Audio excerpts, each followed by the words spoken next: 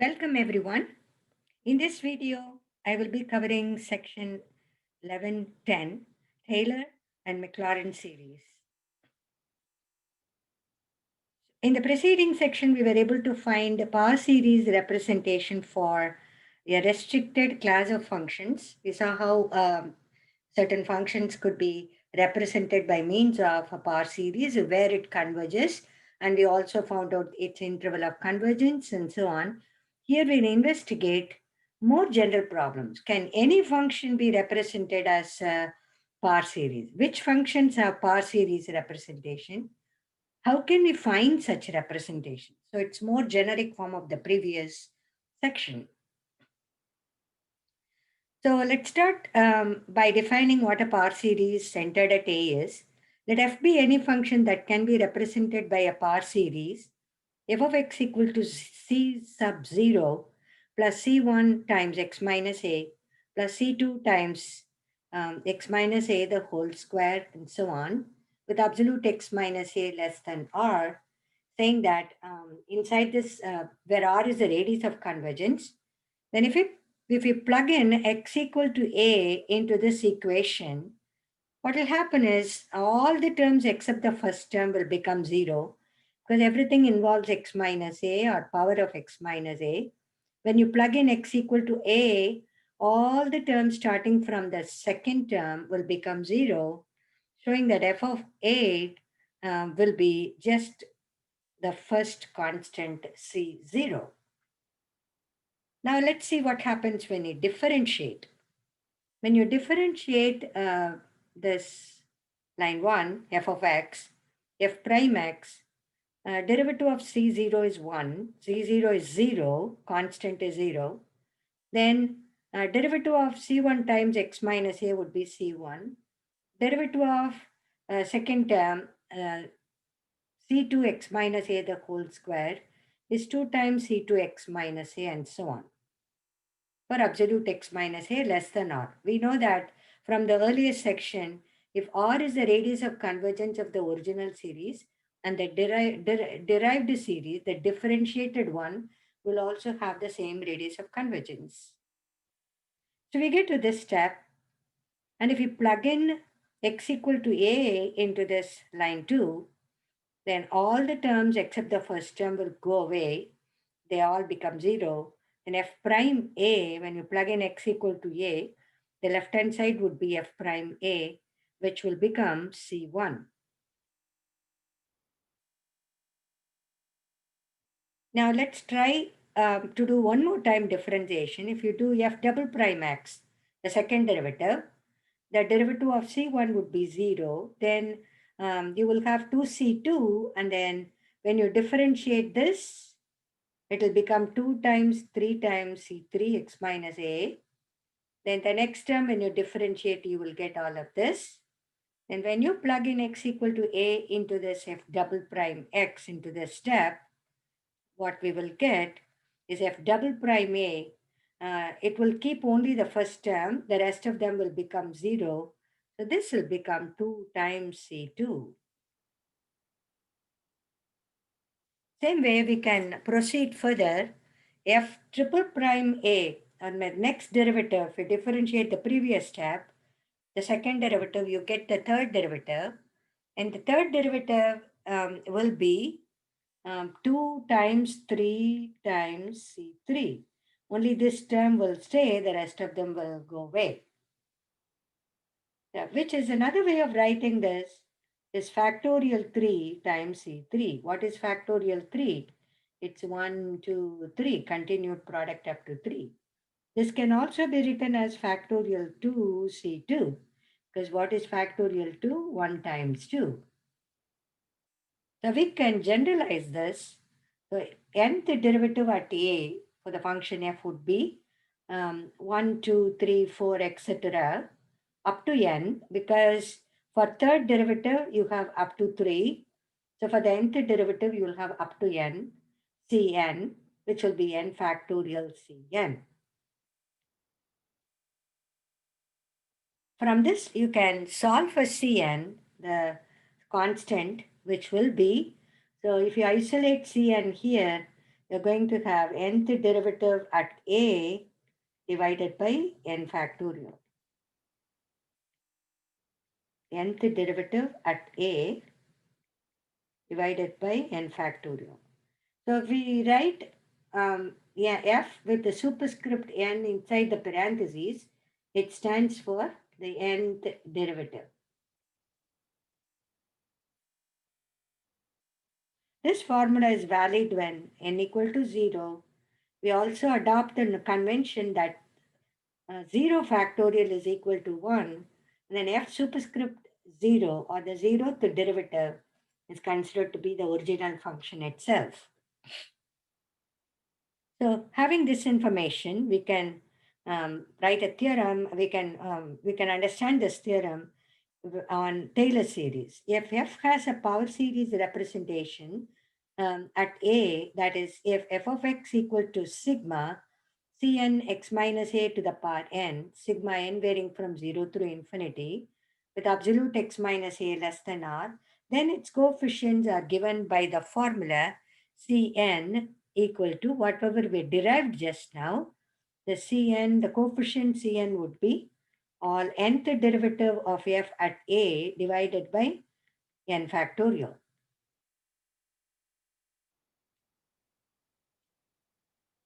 Substituting this formula for Cn back into the series, so we started off like this, the very first one, line number 1. In this, every constant or the coefficient in front of x minus a can be replaced by this derivative formula that we did. So substituting this formula for Cn back into the series, we see that f has a power series expansion at a, then it must be of the following form: f of x equal to a sigma n varying from 0 to infinity, um, f superscript n a, which is nth derivative of f at a over factorial n times x minus a to the power n. So if you notice here, this f of x here, this f of x in line number 1, shorter way of writing using sigma notation, we normally write this as sigma Cn x minus a to the power n varying from 0 through infinity. Now we know that this Cn can be replaced by this nth derivative of f at a over factorial n. If you write that in the expanded form, this is sigma form. If you plug in n equal to 0, 1, 2, 3 successively, you will get the expanded version of this, which is f at a plus f prime a over factorial 1 x minus a to the power 1. Then f double prime a over factorial 2 x minus a the whole square, and so on. Then the generic term would be nth derivative at a over factorial n x minus a to the power n, and so on. This is an infinite series. This series is named as, is called the Taylor series of the function f.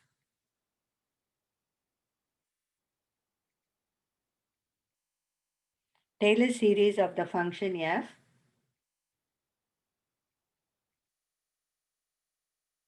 at a. At a, or you can also say it's centered at a. You can say it is centered at a, or it's Taylor's function at Taylor series of the function at a. For the special case when a equal to 0, the Taylor series would become, you're replacing x by 0, a by 0. So you get f of x equal to sigma nth derivative at 0 over factorial n times this x minus a to the power 0. This a would become 0 in the next step. So it will become just x to the power n. So if you write the expanded version of this particular series, you will have f at 0 plus f prime 0 over factorial 1 times x plus f double prime 0 over factorial 2 x square. The generic term would be nth derivative at 0 over factorial n x to the power n, and so on. This equation 7 occurs more frequently that it is given the special name called Maclaurin series.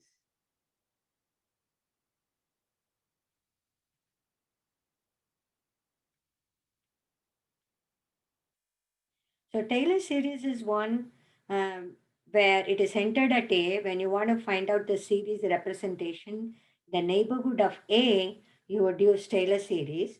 If you want to write down the representation of a function in the neighborhood of 0, you will use Maclaurin series.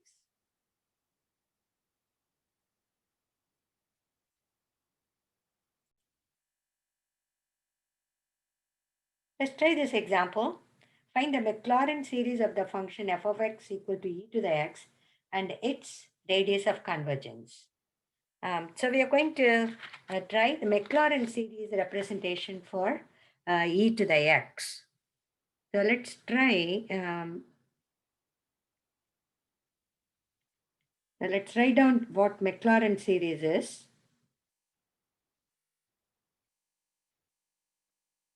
So it is f of x equal to f at 0 plus f prime 0 over factorial 1x plus f double prime 0 over factorial 2x square, etc. In the sigma representation, it is nth derivative of f at 0 divided by factorial n x to the power n. Sigma n varying from 0 through infinity. So now we have to find out these coefficients. So for that, we have to start off with f of x.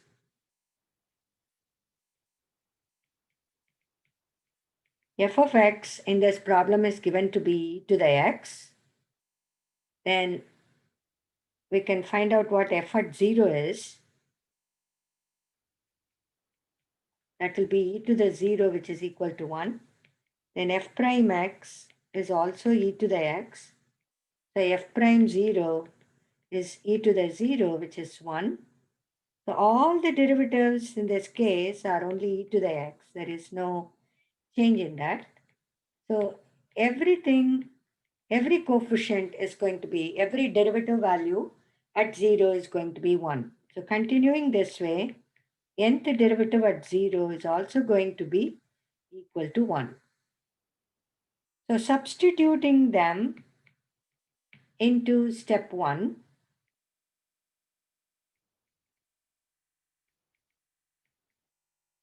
you get f of x equal to f at 0, which is 1, plus f prime 0, which is 1 over factorial 1x, then 1 over factorial 2x square, etc. And then any generic term will be 1 over factorial n, x to the power n, and so on. In the sigma notation, in the sigma representation, this can be written as 1 over factorial n, x to the power n. So that is how we write the Maclaurin series, but you're also asked to find out the radius of convergence for this one. Find its radius of convergence. So next part is to find the radius of convergence.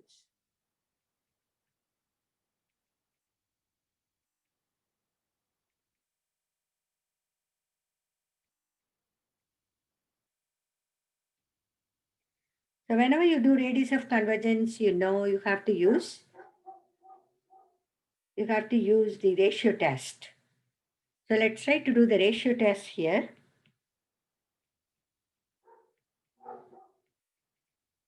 That's an plus 1 over an.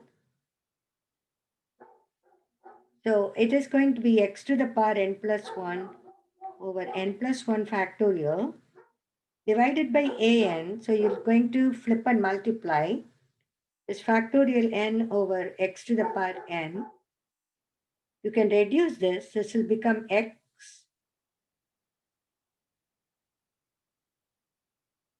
And then n plus 1 factorial can be written as factorial n times n plus 1. So that way you can cancel the n factorial. So it is x divided by n plus 1. Then you take limit as n approaching infinity of absolute an plus 1 over an, which will be limit as n approaching infinity of absolute x over n plus 1. So for all values of x, this is going to be 0. And we know that by ratio test, this value is L is less than 1. So what it tells us is it converges, no matter what the value of x is, it converges for all values of x.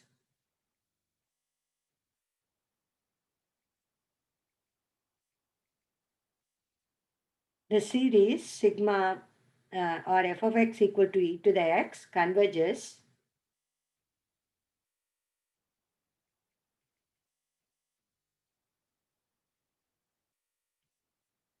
for all x. In other words, radius of convergence equal to infinity. If it converges for all x, then the radius of convergence equal to infinity. So how do you write f of x as? We write f of x as a power series, which is sigma x to the n over factorial n, like this, n varying from 0 through infinity, which converges for all x.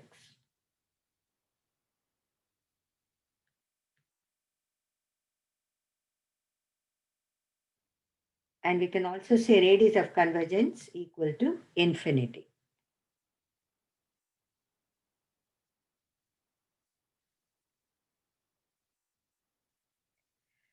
This is part A of the concepts in 1110 video, and then we will be continuing with the next part in the next video, which is part B of the concept video for 1110. Please be sure to watch the second part as well. Hope this video helps.